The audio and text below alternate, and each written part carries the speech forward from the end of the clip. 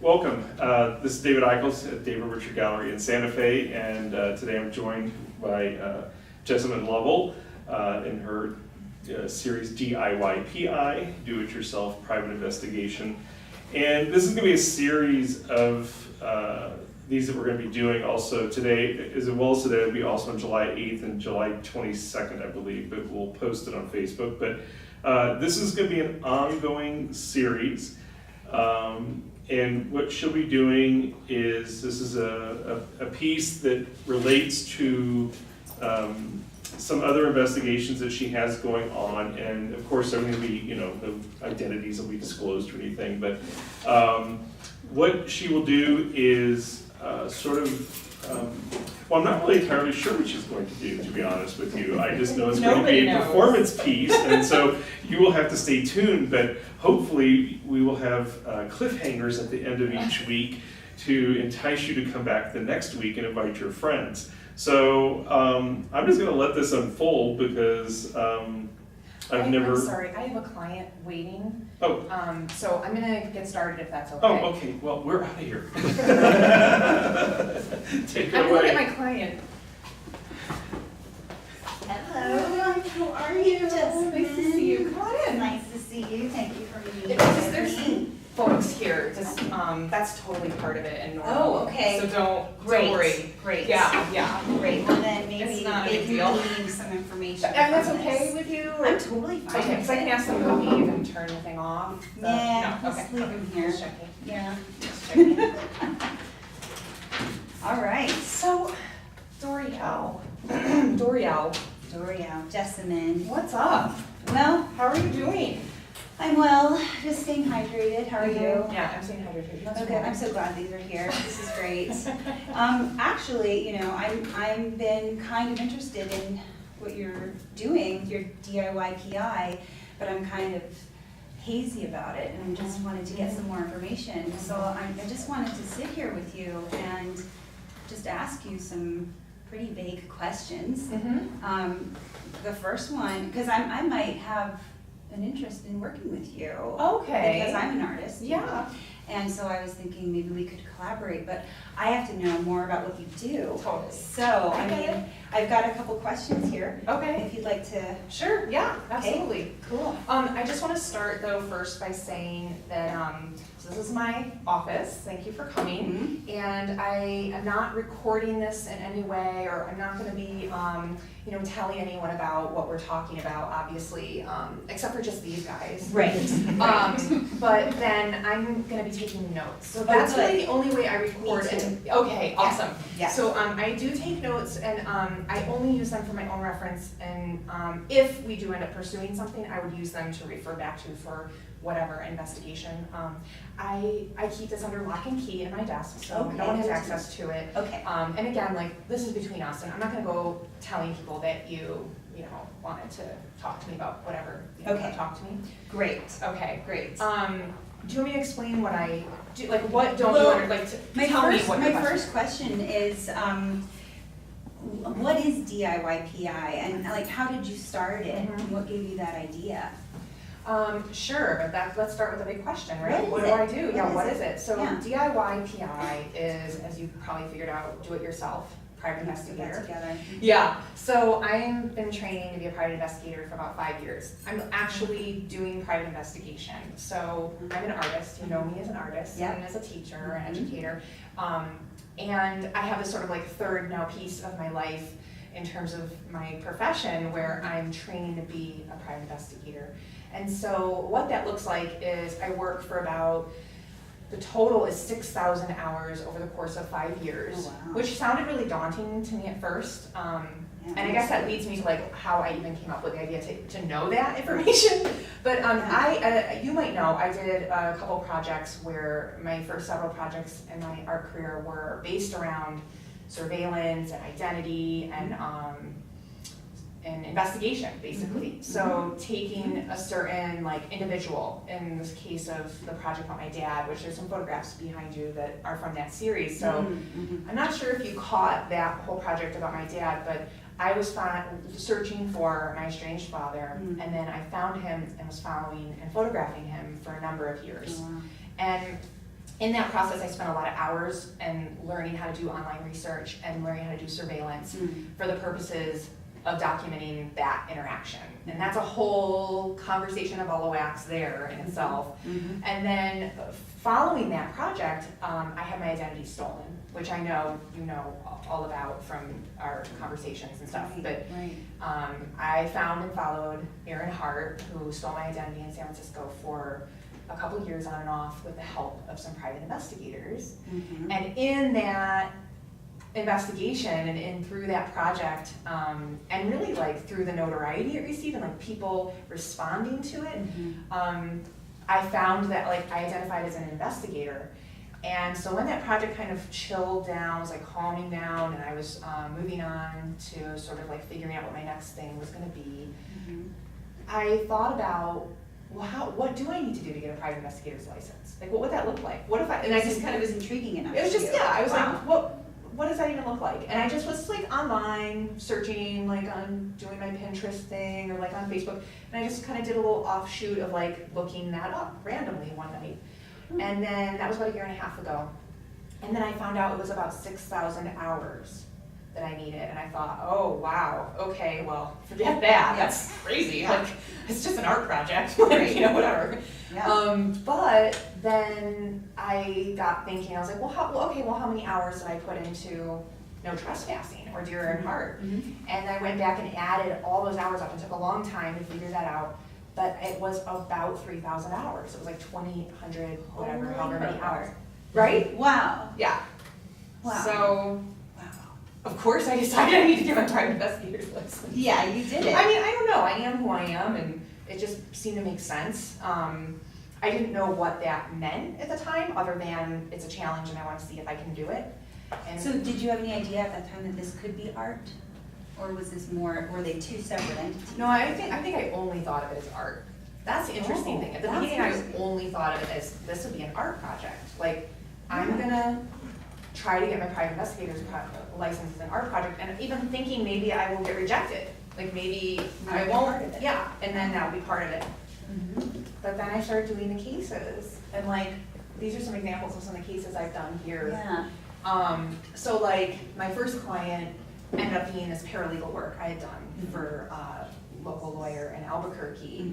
And it's just been kind of ongoing work, and then I told her what I was trying to do, and she's like even more into hiring me, because she's like really interested in my work and my art piece, and she had heard this piece on This American Life, and she was like, I want to be part of this. So she's a big supporter, a big fan, but she also legitimately gives me cases that I can do, like document service, or tracking down and getting information about jurors, like researching jurors and jury research and all that. And then I had another, my second client had a stalker previously and had received a package, and I had to deal with the package for her because she was just like emotionally like couldn't handle it. So I ended up just delivering the package to the post office to then send to the inspector of the case, and then on and on. And so as I was pursuing these cases, I was learning more information about what it meant to be a private investigator. Right. And I loved it. I really love it. Yeah. I really love being an investigator. Can you talk about some of the like major cases that have led you to where you are now, or have helped you evolve? Yeah, oh yeah, I mean, I have some of them. I mean, some of them I have just like right on my board. I really try to keep confidentiality, so I try really hard, unless someone's public. Like, so I have the spectrum. And the spectrum is kind of clients. And the spectrum goes from sort of like paralegal work with the lawyer I work with, and that's kind of more practical, right? Right. And that makes sense to you? Yes. Like just serving papers or doing research? Sounds more a little boring. Well, I mean, I find it kind of interesting. Oh, good. So like looking up jurors, like just by their names, Uh-huh. I have to go on social media. And this is something just like people do, like lawyers do, is they look up when they're about to go into the jury selection to kind of know what is going on with the jurors, like what kind of jurors they're looking at. And it's fascinating because it's like this whole pool of people that I get these little snapshots, and it's kind of the job of a. Oh, that's so cool. It's kind of interesting, Yeah. And that's one of the things I had done actually earlier on in doing paralegal work that I found like, oh, I really like this. This is kind of like art research or research to teach or things like that. And so there was that, and then my friend's cat was lost, and I just saw it on social media. She's a good friend, and I was like, oh my gosh, I should totally help her find her lost cat. Yeah. So I reached out to her, and she was like, oh, I don't want to make you do that. And I was like, no, it helps me get my hours. Hours. And she was like, okay. Totally. So I literally went with my son Uh-huh. and walked around, and my husband helped me. Like, we walked around the neighborhoods, and we canvassed, and we put posters up, and we didn't find him, but he found her. He came home. So well, that was really cool. Wow. Yeah. And then, so that stuff is kind of on one end of the spectrum, but then the other end is like this artist that I know who just wanted to figure out some collaboration we could do together. And so she came up with an idea where, and she's a painter and she's public about it. So she put out a public open call, Jennifer Mirabas, and she does these beautiful photorealistic paintings and collages. Yeah, I love them. I've seen them. Oh, they're so beautiful. Yeah. Well, I feel like you guys have a lot in common, the kind of works that you do. Well, that's nice of you to say that. No, really. And then, so yeah, so we put a call out for any woman local to New Mexico, really, anywhere around New Mexico, could submit their name, and then they were agreeing to be surveilled for a period of time. So then I would go and find, so I have a list of women now that we've narrowed it down to, that I'm gonna go and find and follow for Jennifer, for me to take photographs, hand over the photographs to her, and then she'll work with the person and say, you were selected and you have been followed, and here's the photographs. And then they help her pick photographs to make paintings from. So it's very process heavy. Yeah, totally impractical. Yeah. There's no reason. But it's incredible because it gives this work so much meaning, and you know about what goes on behind the scenes.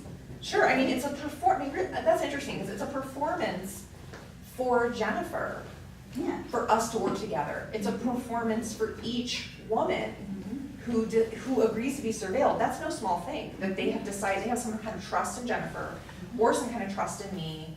I don't think there's anyone, we picked one, well, I can't talk about who we're picking, but because we haven't done it yet. Yeah. But it's the work is very performative, Right. in the moment of doing the work. So even this, like talking to you, Yeah, having a conversation with you, Yeah. like I'm me, you know me. I know you, yeah. But we're having a performance, we're having Right. a moment of one-on-one interaction. And I mean, I think too, like with your work, you talk about this a lot, you explore this a lot. We all perform in different ways, in different circumstances, depending on who our audience is. And our audience might be our partner, our audience might be a mentor, our audience might be people. I mean, I'm a painter, so, with like, the advent of this guy, I've got Instagram, and I can actually, I can paint live, I can paint and have this on me. I've never seen it. I could do that. I just haven't yet. But I think it's really interesting. I think that a lot of people find the process behind the artwork very interesting, and I think it makes it more meaningful. Which actually brings me to my next question for you, which is like, how do you see your work as art, and maybe what do you hope people get out of it? Well, I talked a little bit about the performance idea, and that's something for me as someone who has my background is in photography, and I identify myself strongly in photography and that image-based world. And as I've been doing the work, I've realized that I would be doing myself a disservice and the work a disservice if I didn't embrace or see that there is a performative aspect. So like when I'm out actually following, when I was out following my father, or like at 3 in the morning, there's this one photograph where their image of myself, the shadow of myself, is projected onto his garage. First of all, for me, there's layers to that. The question comes up, where is that? Did she really do that? Is that really her father's house? Right. Yes, it's really my father's house, but does it matter? Right. It might matter to different audience members. It matters to me. And so in that moment, I was performing, but I was also in a real lived moment. Does that make sense? Yeah, it does actually, and as we're talking right now, I'm thinking about my process, because my process, I actually wrote down one day on, I have craft paper on my desk and I was writing, an artist is a private investigator. You have to do research, you have to do. That's right. And you're doing research, and it can be scary, and your research can involve all kinds of things, and you have to be kind of an emotional analyst. You also have to do, you have to be your, person who does taxes, or get yourself someone to do them for you. There's like lots of hats that you have to wear, and so I think it's really cool that you're bringing in to the forefront the entire process, and you still get a finished product to show people. Yeah, well, and that's where it gets complicated. Like, Right. I think in the context of a gallery, let's say, like let's pretend we were in a gallery for a minute, and there were walls with art on it, and so that's a formal context, I right? would love to see a place like that. Yeah, I have a show up right now. Oh, you do? I gotta see Check it. out. Yeah, it's in Santa Fe. So the way I envision the formal part of it, which is the gallery walls, is really quite different than this, Yeah. from the back and forth. It's getting Right. kind of meta, I Right. know. No, I get what you're saying, because for me as the creator of my art, there is a whole world that I get to partake in my studio by myself, Yes. which is so intriguing It's to me. so It's where precious. I feel alive, and I feel bad that I can't share that with other people Right. in a way. So sometimes I do. The introvert part of me is just like, yeah, we're having a party, nobody's invited. Yeah, totally. But there is a part of me that's like, oh, this is pretty cool. I'd like to share how exciting this process is. And so I'm starting to kind of see that your whole process is, and you're bringing it forward in the art, and you've got, training, formal training, which is really great. Yeah, too. I mean, I'm just learning as I go, and then I Yeah. have to seek out, like, probably similar to yourself or any other field, you start just doing, and you figure out what you don't know, and then you figure out who knows what I don't know, and is willing to help me, and then you use charm and luck and, all of that to hope that the people that you need to work with you. Mhm. I mean, you can't be a private, that's the first thing I really learned. Actually, this book is seriously like my Bible. This is such a good book, and this was written by a mentor of my mentor, Steve Bender, who's an amazing private investigator in San Francisco, and he started his work as an investigative journalist. And I really love him, especially because he's so forthcoming about all the information he knows, and he's willing to drop what he's doing and get back to me about a silly question that might seem, really mundane to him, and he's awesome. So he'll send me the information to someone who can help me, and the first thing he told me, along with all the other PIs I've worked with and for, is you have to make friends with people. You have to know people. You have to make networks. Yeah. You have to. You can't do it by yourself. Like, you just literally can't sit. I mean, I could be like Mr. Robot, I guess, or something, and like sit and train how to hack and do things just online. But that's, first of all, not really who I am. And second of all, I don't know, I feel like there's a part of the process of investigating that is like going places and meeting people and talking to, but like for a painter. It's highly interactive. Yeah, it is. Yeah. Like for a painter, I feel like you do have that ability to decide to be in the studio, make the paintings, ship them to a gallery and have them shown. But for me, like the end product, that's the end for me. I'm already thinking about the next project, and the next project is going to be what will challenge me, what can I learn next, what can I do that scares me, which actually I wanted to ask you about. These cases that you get, are some of them kind of dangerous? Or does that not really faze you, or are you mostly looking for a learning experience? No, it opens up a whole door of the work that I just kind of assumed it would all be dangerous, to be honest. I think I do it all the time. I was like, what I might get addicted to it. Well, the first two things that I decided the first two projects I did were like really scary things, like find and follow the woman who stole my identity, right? Yeah. That was like hard, really hard, and here I am just like, I'm gonna find her, like, I did, but I had to have the help of professionals, so there she is, there's Erin. Wow. But she inspired, that experience inspired me, and I feel like She's like your muse. Yeah. Muse, kind of. Kind of, but she was, But it's such a weird circumstance. Totally weird. Yeah. Yeah, but, so I guess it already said something about my personality that I would even decide, like, that was the thing I needed to do, was to find and follow this woman who stole my identity. Yeah. And then previously find my estranged father without him knowing. Mhm. It was important to me that I had the power there, because of my personal past with him. Mhm. There was a reason that I was like scared of him in some ways, and there was a reason I was. Interesting. Yeah. So it's sort of like, it sounds like you're sort of confronting some fear, you Yes. know? Yes. It's like one morning I woke up and I thought, I'm gonna hold a sign out on the exit of the freeway that said, got a college degree, for 15 Yes. minutes, because I wanted to make a statement about college debt in this country, right? And so I did it for I love 15 that minutes. I idea. just woke up one morning and I thought, I gotta do something that scares me You today. just had to do it. And I just had to do it, and I felt kind of alive. I love that. And see, that's what I mean. I think maybe I I could love get that. addicted to, the, you know, like, let's get in a car with some binoculars. But don't you But think? it's, Don't you think starting a huge painting on a big canvas when you've never done that side of the canvas is that scary? it is scary, and it's just, you know, you can't let yourself get overwhelmed. You just take it piece by piece. Like Yeah. today, I'm just building the canvas, and tomorrow I'm going to learn more about what it is I'm going to paint. And I imagine it's probably the same for you, where you're just like, this is this, and you probably don't even know where it's going to go. I just right? have no You- idea. I mean, Your practice is so open-ended, and it really hinges upon other people. It does. It's a little scary, and Yeah. it's not great for imposter syndrome, I have to say. Like, when I wake up and I think I have an identity that's strong and I know who I am and I know what I do, Mhm. I do. That's